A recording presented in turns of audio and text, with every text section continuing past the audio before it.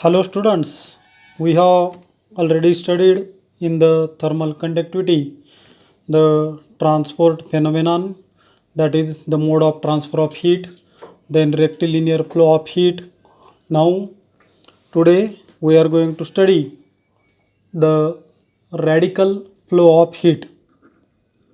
Radical flow of heat.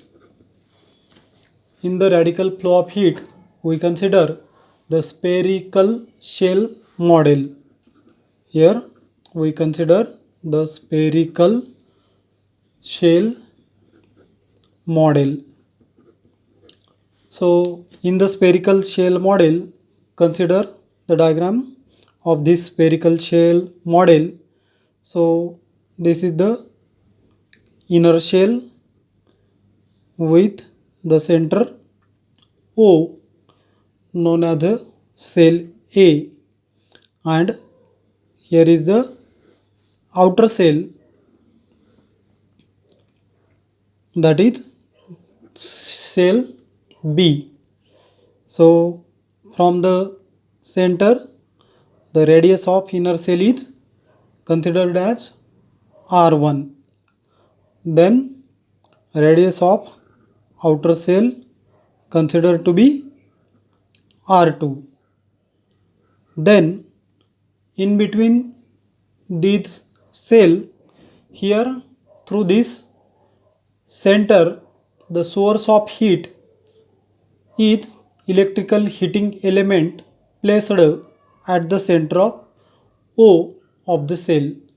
The heat is conducted through the cell from inner to outer side of the cell.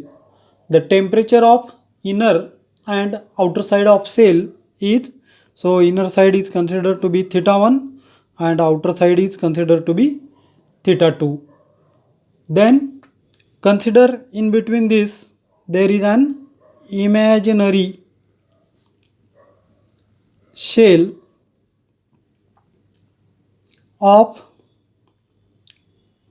the small thickness. So this small thickness is considered. So this is the small thickness imaginary shell is considered here. Then from the origin or center, whatever the distance of this imaginary cell, that is radius is considered as a r, then this element is considered as a dr. So whatever the temperature here, that is supposed to be theta, and whatever the temperature at this position, that is theta plus d theta. So in this way here is this spherical shell model, and then using this spherical shell model we have to consider about the heat. So in this imaginary, that is shown by this line, imaginary shell of radius r, it has the thickness dr and having the temperature theta at the inner and theta plus d theta at the outer surface respectively. Then using this one, the quantity of heat conducted per second, that is given by the Q through this cell. So using the equation of heat, we know that here Q is equal to minus Ka d theta by dr, that is whatever the distance. Then here already you know that A is the area, d theta by dr, that is the temperature gradient. So whatever the area, so area is given by 4 pi r square.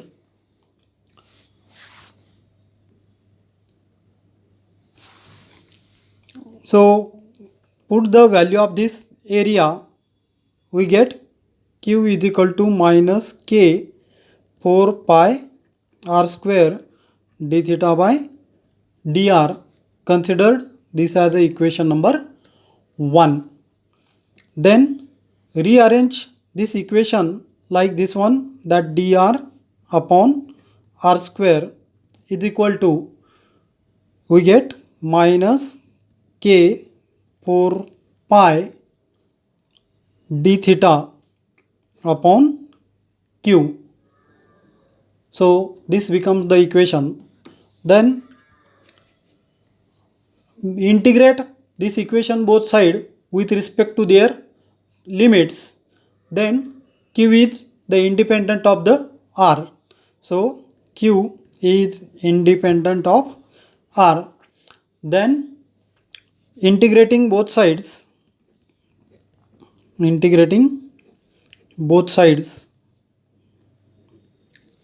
we get here with the respective limits, the integration with the limit r1 to r2 dr upon r square is equal to integration minus, so here limit is theta 1 to theta 2 k 4 pi upon q d theta.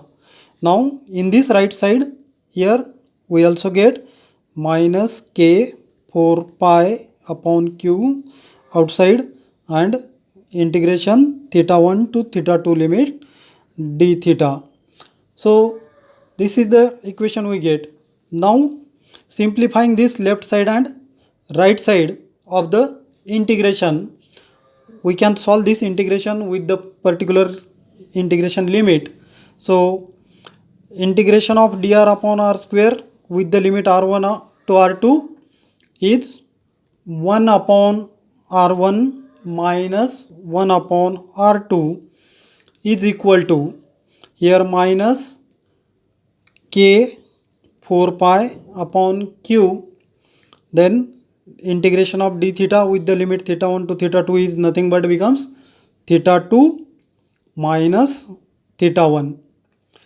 Now this minus sign can be used inside, so therefore it becomes k 4 pi upon q into theta 1 minus theta 2. So whatever this equation we get, so continue to solving this equation, we get here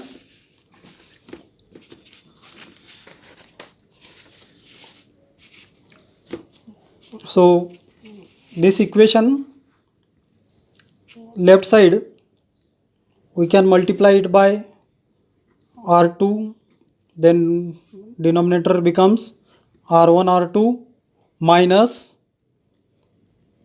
r1, again denominator becomes r1 r2 is equal to 4 pi k upon q into theta 1 minus theta 2. Then by taking the denominator common, we get r2 minus r1 upon r1 r2 is equal to 4 pi k upon q theta 1 minus theta 2. Then here whatever this side, we can keep k to one side and all remaining term to another side. So we get k is equal to this q into r2 minus r1 upon 4 pi this r1 r2 into this theta 1 minus theta 2. So we get this equation. Now using this equation, now we rearrange again for the q. So for the q, we get q is equal to k 4 pi r1 r2 theta 1 minus theta 2 divided by r2 minus r1. So whatever this equation is obtained, considered this equation as the equation number 2. So from this equation the value of conductivity can be calculated, that is the K, coefficient of thermal conductivity can be calculated, or the amount of heat flow can be calculated. Now using this equation 1 and equation 2, there is the case of the temperature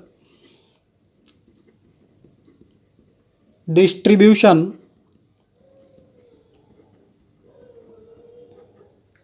in the spherical shell,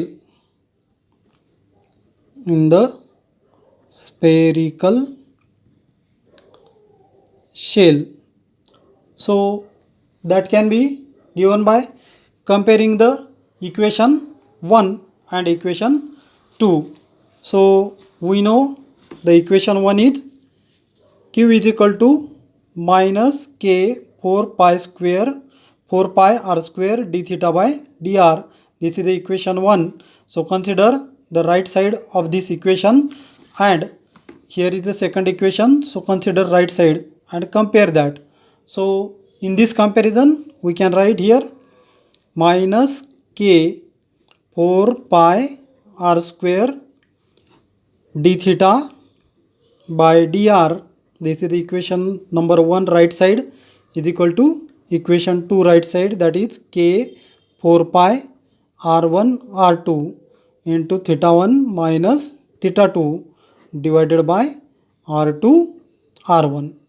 So in this case here K get cancel, 4 pi get cancel, and for keeping the term d theta to left side and all remaining term to the right side, we get the equation like this one: r1 d theta is equal to r1 r2 into theta 1 minus theta 2 divided by r2 minus r1 .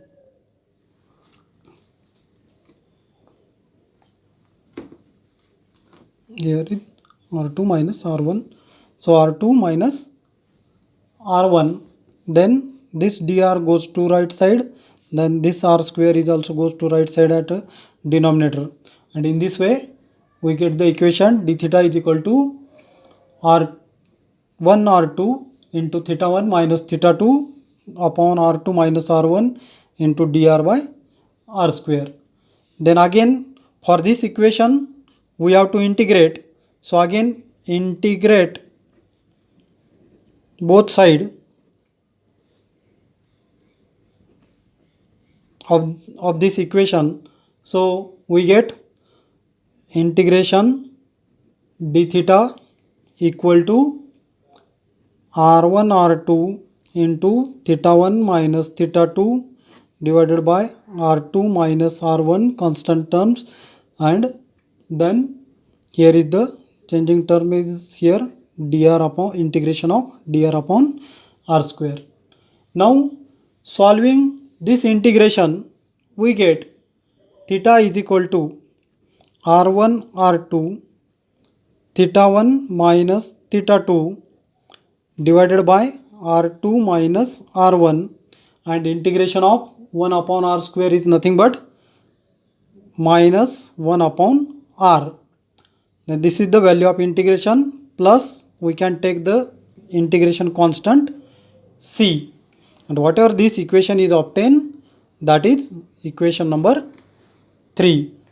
So whatever this equation is obtained, in order to obtain the value of integral constant c, we have to consider the conditions that r is equal to r1 and theta is equal to theta 1, and using these conditions here we get the equation as, instead of theta we have to write down theta 1 is equal to r1 r2 into theta 1 minus theta 2 upon r2 minus r1 into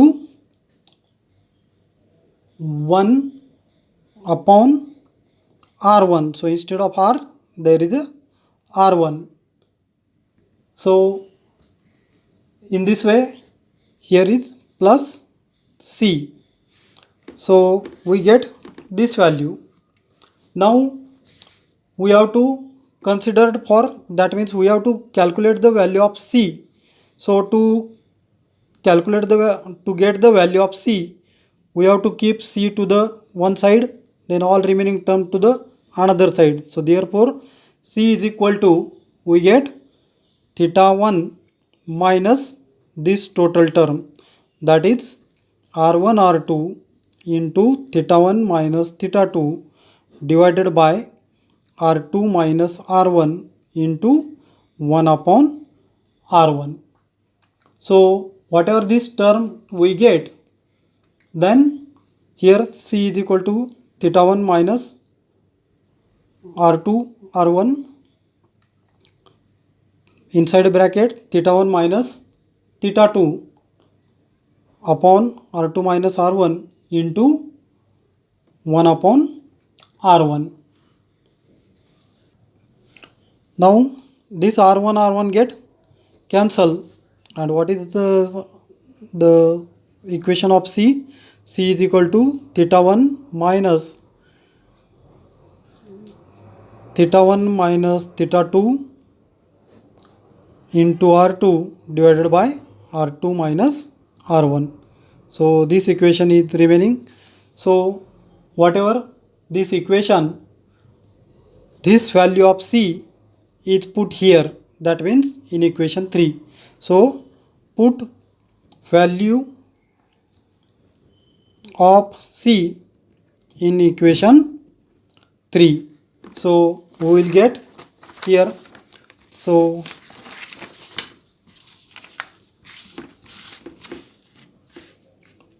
here is the equation 3. Theta is equal to, so theta is equal to R1 R2 into theta 1 minus theta 2 divided by R2 minus R1 inside a bracket minus 1 upon R plus C. So at the position of plus C, we have to put the value of C, and that value is nothing but theta 1 minus theta 2 into R2 divided by R2 minus R1. Now here, so whatever this minus sign is remaining here, so this minus sign comes to this one, so this minus sign, so minus sign, this minus becomes plus, so here it becomes plus. Okay, so here we get the value of theta by keeping the value of C as theta is equal to R1 R2 into theta 1 minus theta 2 upon R2 minus R1 inside bracket 1 upon R plus theta 1 minus again theta 1 minus theta 2 R2 divided by R2 minus R1. So this term has a denominator R2 minus R1. This term has denominator R2 minus R1. So for this middle term, again we multiply and divide by R2 minus R1. So equation remain no change in value. So therefore theta is equal to R1 R2 theta 1 minus theta 2 upon R2 minus R1 into 1 upon R plus theta 1, then multiply and divide by R2 minus R1, R2 minus R1, again minus this term theta 1 minus theta 2 into R2 divided by R2 minus R1. So whatever this denominator we can take common, and all remaining terms are in a bracket. So we get theta is equal to 1 upon r2 minus r1 common, and inside the bracket the terms remaining are theta 1 minus theta 2, this term, into r1 r2 divided by this r, plus this one theta r2 minus r1, then denominator goes common here, minus theta 1 minus theta 2 into r2. So this is the new term. Then by again solving this term, we get here separations. So whatever these separations, we get as it is a theta is equal to 1 upon r2 minus r1, then inside the bracket again theta 1 minus theta 2 into r1 r2 divided by r, plus this separation theta into r2, so theta 1 here, so theta 1 r2 minus theta 1 r1, then this minus theta 1 r2, then minus plus theta 2 r2. So these terms we obtain. So this r2 theta 1 plus and r2 theta 1 minus, these two terms get cancels to each other, and therefore remaining theta is equal to 1 upon r2 minus r1 inside bracket theta 1 minus theta 2 r1 r2 upon r, then here is a term, this term is there, that is plus theta 2 r2 minus this term theta 1 r1. So this is in another bracket because this denominator r is only related to this term. So in this way we get this equation, and whatever this equation we are obtain, that is considered as equation number 4. So this equation gives the temperature of spherical surface of radius r. So this theta, so the theta is the temperature, so it gives temperature of spherical surface of radius r, and in this way we complete the point that the radical flow of heat through the spherical shell model. I think you got this point. Thank you.